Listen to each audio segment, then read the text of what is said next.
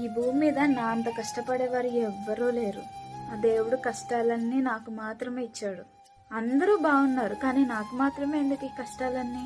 ఉదయం లేచాక పడుకునేలోపు ఈ మాట ఒక్కసారైనా మన నోటి నుంచి వస్తుంది కదా, కష్టాలన్నీ దేవుడు నాకే పెట్టాడు అని. ఊజు దేశమందు యోబు అనే ఒక మనుషుడు ఉన్నాడంట. అతను నీతిపరుడు, యథార్థవంతుడు అంట.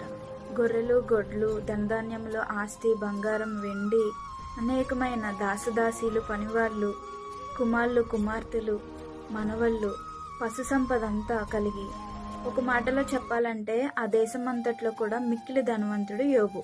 అయితే దుష్టుడి కన్ను యోబు మీద పడింది. ఎలాగైనా యోబు విశ్వాసాన్ని చెదరగొట్టాలని ఆలోచించి కొన్ని శోధనలను ఆయన జీవితంలోకి అనుమతించాడు. అనుకోకుండా ఒకరోజు యోబుకున్న యొక్క పశు సంపద అంతటిని, ఆస్తిని కోల్పోయాడు. అంతేకాదు ఆయనకున్న బిడ్డలు, కుమారులు, కుమార్తెలు, కోడళ్ళు, అల్లుళ్ళు, మనమలు, ఆయన భార్య తప్ప మిగిలిన వారందరూ, కుటుంబం వారందరూ చనిపోయారు.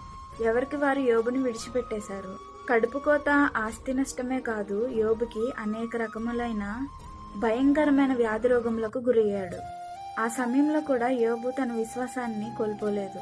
ఇదంతా గమనించిన భార్య ఆయన యొద్దకు వచ్చి, ఇంకా ఎందుకు నువ్వు బ్రతికుండడం? నీ దేవుణ్ణి దూషించి ఇకనైనా చచ్చిపో అని పలికింది.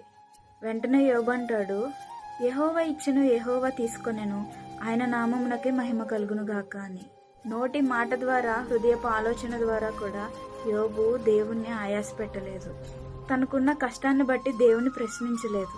ఆయన విశ్వాసాన్ని చూచిన దేవుడు యోబుకి మునుపటి కంటే, తను కోల్పోయిన దానికంటే రెండంతల ఆశీర్వాదాన్ని, రెండంతలుగా ఆస్తిని, రెండంతలుగా వారసత్వాన్ని అనుగ్రహించారు. ఈ వీడియో మీ వరకు ఎందుకు వచ్చిందో నాకైతే తెలియదు, కానీ ఒక ప్రశ్న మిమ్మల్ని వేస్తున్నాను. ఈరోజు నీవున్న శ్రమలను బట్టి దేవుని దూషిస్తున్నావా? ఎందుకు అని ఆయన ప్రశ్నిస్తున్నావా? పౌలు భక్తుడు ఈ విధంగా అంటాడు, నేనెప్పుడు బలహీనుడనో అప్పుడే బలవంతుడును అని. శ్రమలో బలంగా నిలబడినప్పుడే దేవుడు నీకు రెండంతలుగా ఆశీర్వాదాన్ని అనుగ్రహిస్తారు. శ్రమలు శాశ్వతం కాదు, అవి తాత్కాలికమే. కానీ దేవుడిచ్చే ఆశీర్వాదం శాశ్వతమైనది. యోబు శ్రమలో దేవుడిని దూషించలేదు, నిందించలేదు, ప్రశ్నించలేదు. దేవుడు యోబుని విడిచిపెట్టాడా? నీవు కూడా నీ శ్రమల్లో, కష్టాల్లో దేవుని ప్రశ్నించొద్దు.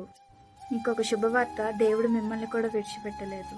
తెల్లవారుజామున 3 గంటలకు లేచి మీ ప్రార్థన అవసరతను ఒక పేపర్ మీద రాసి దాని మీద చేయించి ప్రార్థిద్దాం. మీరు చేసే లైక్ ద్వారా ఈ వీడియో మరికొంతమందికి షేర్ అవుతుంది.